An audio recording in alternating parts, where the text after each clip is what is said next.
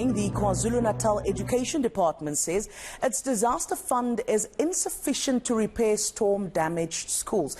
Now, it's now also looking to national government as well as the private sector for help.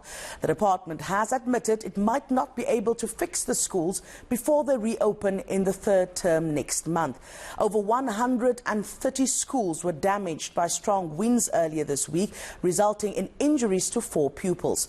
eNCA's Nkosikona Malinga Mnisi has the story.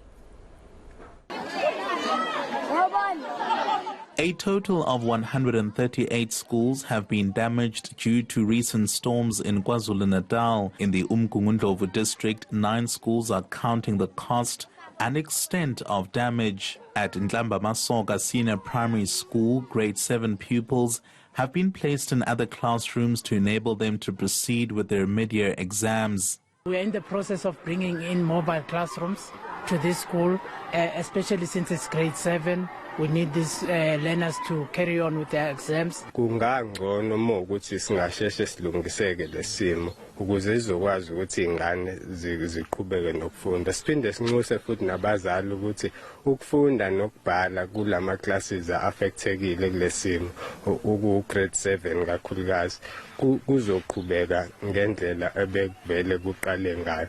So siyanxusa ukuthi baphinde bazilethe ingane